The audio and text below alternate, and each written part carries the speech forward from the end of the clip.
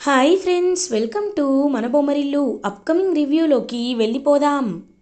రుద్ర గంగ ఇద్దరు శకుంతలకి తెలియకుండా బాక్సింగ్ అకాడమీకి బయలుదేరుతూ ఉంటే రుద్ర స్టూడెంట్ అయిన దీప్తిని చాలా టార్చర్ చేస్తూ ఉంటాడు పారు వాళ్ళ అన్నయ్య హరి.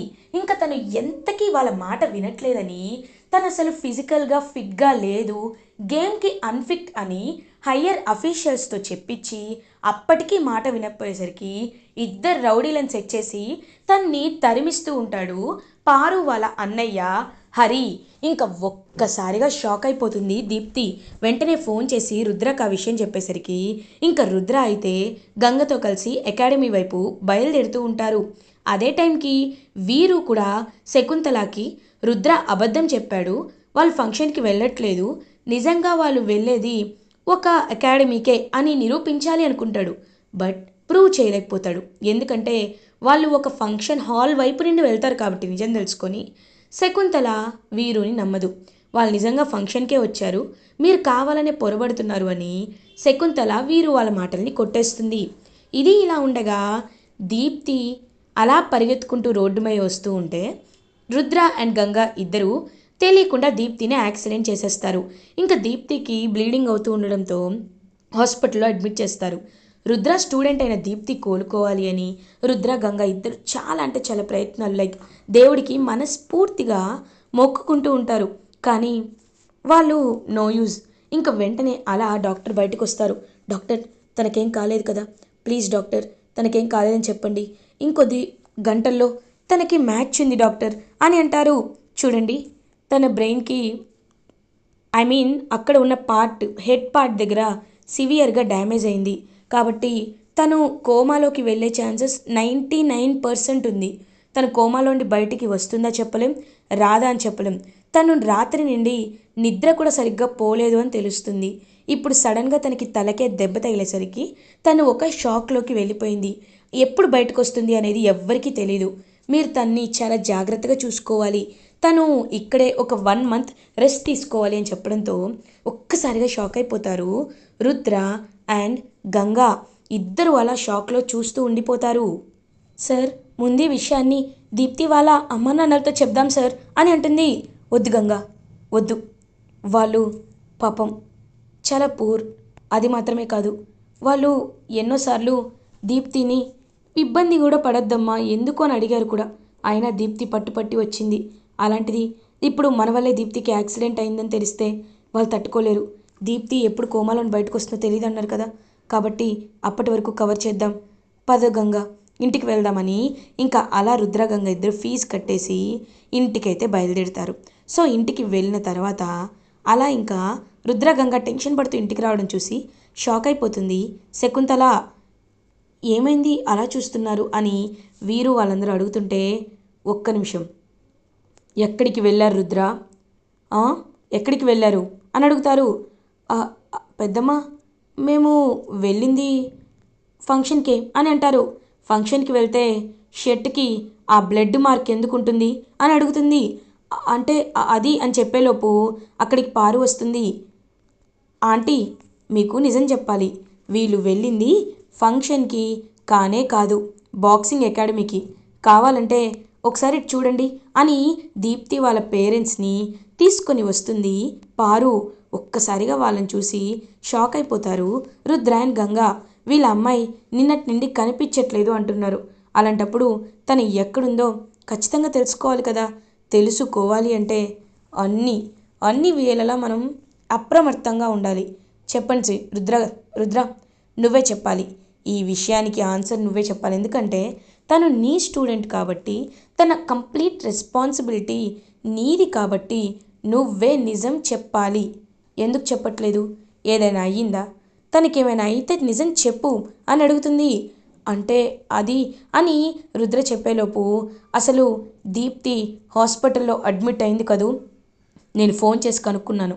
ఎందుకు రుద్ర, ఎందుకు తన్ని చచ్చిపోయే వరకు తీసుకువెళ్తున్నావు, నీ చాదస్తంతో నీ మొండి పట్టుదలతో తన్ని నువ్వు ఎందుకు చంపేస్తున్నావు అని అడుగుతుంది.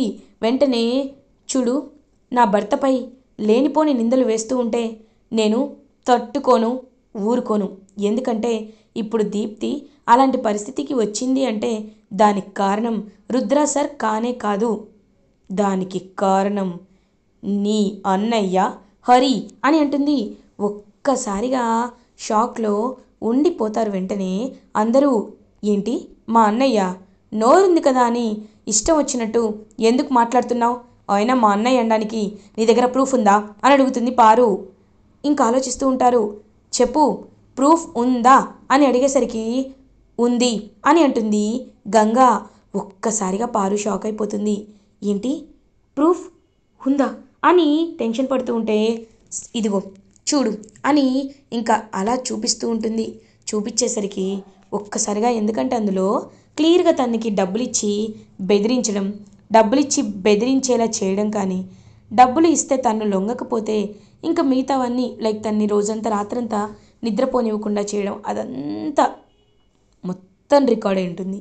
ఇంకా అదంతా దీప్తిని రికార్డ్ చేసి పెట్టుకుంటుంది. రుద్రకు పంపించాలి అనుకుంటుంది.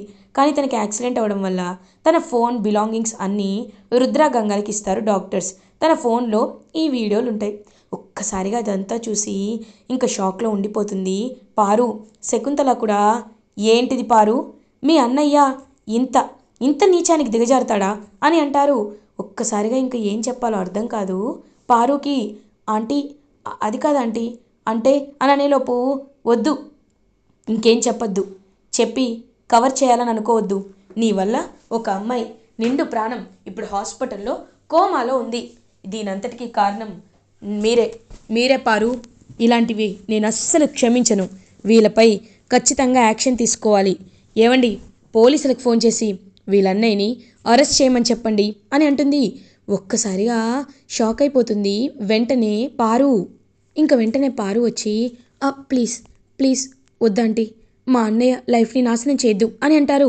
వెంటనే రుద్ర, ఏ మీ అన్నయ్యది మాత్రమే లైఫా, వేరే వాళ్ళది లైఫ్ కాదా?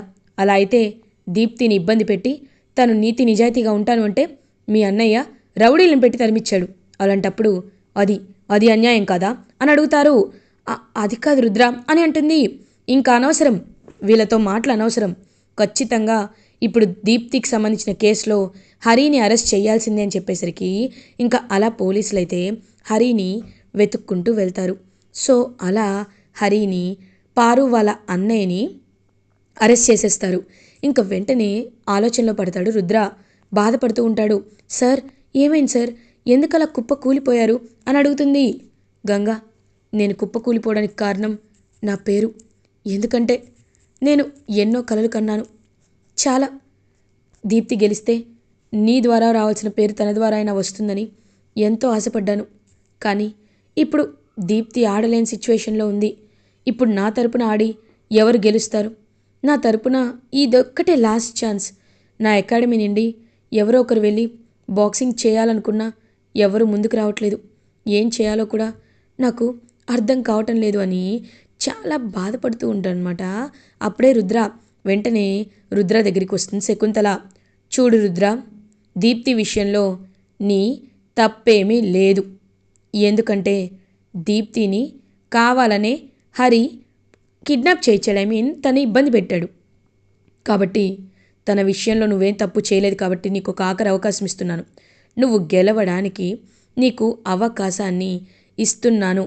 అదేంటంటే, నువ్వు గంగని బాగా బాక్సింగ్ చేస్తుంది అంటావు కాబట్టి గంగని తీసుకువెళ్ళి ఆడిచ్చు అని అంటారు. ఒక్కసారిగా ఇంక రుద్ర ఎంతో హ్యాపీగా ఫీల్ అవుతాడు. పెద్దమ్మ, థ్యాంక్ యూ పెద్దమ్మ, థ్యాంక్ యూ సో మచ్ అని చెప్పి ఇంక వెంటనే అలా బయలుదేరుతారు రుద్ర అండ్ గంగ. పెద్దమ్మ, మీరు కూడా రండి పెద్దమ్మ అని చెప్పి బాక్సింగ్కి శకుంతలను కూడా తీసుకువెళ్తారు. నేను రానని చెప్పిన విజయేంద్ర ఏమో, లేదు మీరు రావాలి అని ఇంక తీసుకువెళ్ళి చూపిస్తాడు. వెంటనే ఎంతో హ్యాపీగా ఇంకా అలా విజయేంద్ర కూడా బయలుదేరి వెళుతూ ఉంటే ఇంకా అలా గంగ ఆడపులిలా దూసుకుపోతుంది. తన అపోనెంట్ని ఫుల్గా ఓడిస్తుంది 3/3 రౌండ్స్లో గంగ. అదంతా చూసి ఇంకా శకుంతల మనసులో హ్యాపీగా ఫీల్ అవుతుంది. అంటే తనకి టాలెంట్ ఉంది, సో నేనే ఇన్ని రోజులు గుర్తించలేకపోయాను అని చాలా హ్యాపీగా లోపల ఫీల్ అవుతుంది శకుంతల. ఇంకలా రుద్ర, గంగ ఇద్దరు హ్యాపీగా ఫీల్ అవుతారు. గంగ లెవెల్ 1లో గెలవడంతో, ఇంకా తనకి డిస్ట్రిక్ట్ లెవెల్ పోటీస్లో గెలవడంతో తను స్టేట్ లెవెల్కి ఆడాలి అని చెప్పి హిలేరియస్గా ట్రైనింగ్ తీసుకుంటూ ఉంటుంది. అదంతా చూసి ఇంక రుద్ర హ్యాపీగా ఫీల్ అవుతాడు. ఇది ఇలా ఉండగా నెక్స్ట్ డే మార్నింగ్ అవుతుంది. వీరు అటు ఇటు తిరుగుతూ ఆలోచిస్తూ ఉంటాడు. లేదు, నేను చాలా పెద్ద తప్పు చేశాను. గంగా ఇంతలా గేమ్ ఆడుతుందని నేను ఎక్స్పెక్ట్ చేయలేకపోయాను. కాబట్టి గంగని ఎలా అయినా ఓడించాలి అంటే ఏం చేయాలి అని ఆలోచిస్తూ ఉంటే అప్పుడే కరెక్ట్గా ఫ్యామిలీ మెంబర్స్ అందరూ ఒక ప్లాన్ వేసుకుంటారు. ఇంకలా ప్రీతిని కిందకి తీసుకొచ్చేసరికి ప్రీతికి ఇప్పుడు వస్తున్నాయి కదా, మంత్స్ వస్తున్నాయి కదా, కాబట్టి ప్రీతికి శ్రీమంతం చేయాలి కదా అని ఆలోచిస్తూ ఉంటారు. ఇంక వెంటనే ప్రీతి శ్రీమంతం అనగానే వీరుకి ఒక ఆలోచన వస్తుంది. ఎస్, ప్రీతి శ్రీమంతంలోనే నేను ఏదో ఒకటి చేయాలి. అప్పుడు అప్పుడు అందరూ ఆ గంగనే దోషిలా చేసి ఇంట్లోండి పంపించేస్తారు. ముందు ఆ గంగ నా జోలికి రాదనుకో, కానీ రుద్రబావ గంగ ఇద్దరు కలిస్తే మాత్రం నన్ను ఖచ్చితంగా ఓడిస్తారు. కాబట్టి వాళ్ళిద్దరూ ఒకే ఇంట్లో ఉండడం నాకు ఇష్టం లేదు. ఎలా అయినా పంపించేయాలి అని ఇంకా ఒక ప్లాన్ వేసుకుంటాడు వీరు. కరెక్ట్గా అప్పుడే ఇంకా గంగా రుద్ర ఇద్దరు ఒకరితో ఒకరు మాట్లాడుకుంటూ ఉంటారు.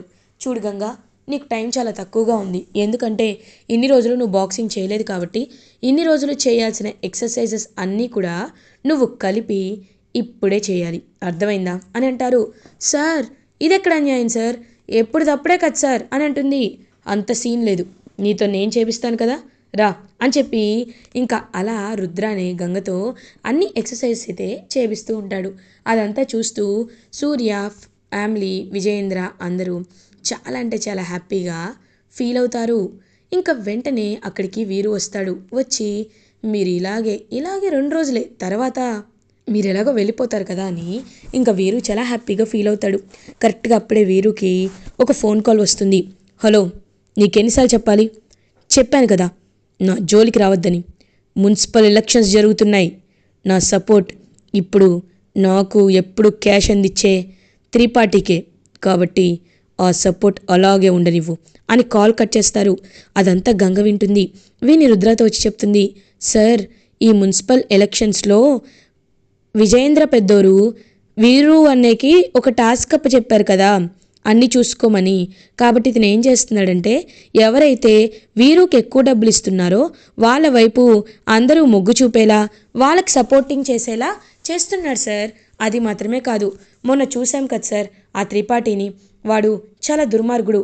అప్పుడు మీలో త్రుటిలో తప్పించుకున్నాడు.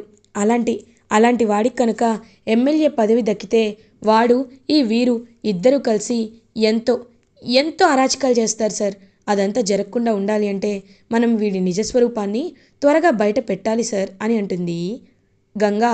ఖచ్చితంగా గంగా, ఇప్పుడు మన చేతికి చిక్కాడు. ఎందుకంటే ఇన్ని రోజులు ఏం చెప్పాలా, పెద్దమ్మని ఎలా ఒప్పించాలా అనుకున్నాను. కానీ ఇప్పుడు నాకు అర్థమవుతుంది, పెద్దమ్మని ఒప్పించే దారి మనకి దొరికింది అని హ్యాపీగా ఫీల్ అవుతాడు రుద్ర. ఇది ఇలా ఉండగా నెక్స్ట్ డే మార్నింగ్ అవుతుంది. ఇంకా ఎలక్షన్స్లో ఎవరైతే ఎక్కువ డబ్బులు ఇస్తారో వాళ్ళకే నా సపోర్ట్ అని ఒక మీటింగ్ కండక్ట్ చేసుకుంటారు ఆ ఎమ్మెల్యేస్ అందరూ. వీరుని కూడా మీటింగ్కి ఇన్వైట్ చేస్తారు.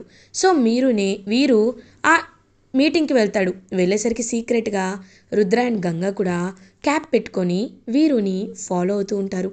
ఫాలో అయ్యి వెళ్ళేసరికి ఇంకా వీరు వైపు చూస్తూ ఉంటారు.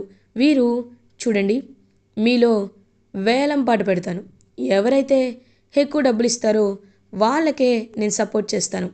మా మావయ్య గారికి నేను ఎంతంటే అంత, కాబట్టి ఆయన నా మాటకి అస్సలు ఎదురు చెప్పరు. ఒక్కసారి నాకిచ్చే డబ్బుల గురించి కాదు, నేను మీకు సపోర్ట్ చేసిన తర్వాత మీరు ఎంతలా బాగుపడతారనే విషయాలు గుర్తు చేసుకోండి చాలు అని అంటాడు వీరు. నిజమే, ఎలాగో ఎలక్షన్స్లో మనం చాలా డబ్బు పెట్టి గెలుస్తున్నాం, కాబట్టి ఆ డబ్బులన్నీ మనకి తిరిగి రావాలి అంటే ఇలాంటి వాళ్ళ చేతుల్లోనే మనం చేతులు కలపాలి అని ఇంకా గట్టిగా ఫిక్స్ అయ్యి వెంటనే వీరుకి నేను 5 కోట్లు ఇస్తాను, 10 కోట్లు ఇస్తాను, 15 కోట్లు ఇస్తాను, 20 కోట్లు ఇస్తాను అని ఒక్కొక్కరు అంటూ ఉంటారు. ఇదంతా వీడియో తీసుకుంటూ ఉంటాడనమాట రుద్ర, సీక్రెట్గా రుద్రగంగ. అప్పుడే నేను మీకు 25 కోట్లు ఇస్తాను అనేసరికి అలా చూస్తూ ఉంటాడు. వాళ్ళు రిచ్ అనమాట, వాళ్ళపై చాలా మర్డర్ కేసులు అండ్ కొన్ని అటెంప్ట్ మర్డర్ కేసులు చాలా ఉంటాయి. అలాంటివాడు. అలాంటి వాడికి ఎమ్మెల్యే టికెట్ ఇవ్వాలి అని ఫిక్స్ అయిపోతాడు వీరు. ఎస్, నువ్వు నాకు ఖచ్చితంగా డబ్బులు ఇస్తావు కదా, సరే అయితే ఇచ్చేసే అని ఇమ్మీడియట్గా క్యాష్ తీసుకొని అలా ఇంకా బయలుదేరుతాడు వీరు. అదంతా వీడియో తీసుకొని శకుంతలకి, విజయేంద్ర ప్రతాప్కి చూపిస్తారు రుద్ర అండ్ గంగా. ఒక్కసారిగా ఇంకా షాక్లో ఉండిపోతారు. అలా వెంటనే ఇంకా షాక్లో ఉండి, వీరు ఇంతటి ఘోరాలు చేస్తున్నాడంటే నేను నమ్మలేకపోతున్నాను. అసలు వీరుది ఇలాంటి మనస్తత్వమే కాదని నేను అనుకున్నాను, కానీ ఇలా చేయడం తప్పు కదా అని చెప్పి ఇంకా వాళ్ళు చాలా అంటే చాలా కుప్పకూలిపోతారు. ఈ విషయం ప్రీతితో చెప్పకూడదు, కానీ ఒక్కటి మాత్రం నిజం, ప్రీతికి తెలిస్తే ప్రీతి తట్టుకోలేరు. ప్రీతికి ఈ విషయం తెలియకుండా ఉండాలి. ఆ వీరుని మనం అందరం కలిసి ఖచ్చితంగా ఇంట్లో నుండి బయటికి పంపించేద్దామని ఇంకా అలా గట్టిగా ఫిక్స్ అవుతారు విజయేంద్ర ప్రతాప్ అండ్ శకుంతల. ఇలా ఎపిసోడ్ ఎండ్ అవుతుంది. ఫర్దర్ ఎపిసోడ్ రివ్యూస్ ముందుగా మీకు కావాలి అనుకుంటే మా ఛానల్ని సబ్స్క్రైబ్ చేసుకోండి. Thanks for watching.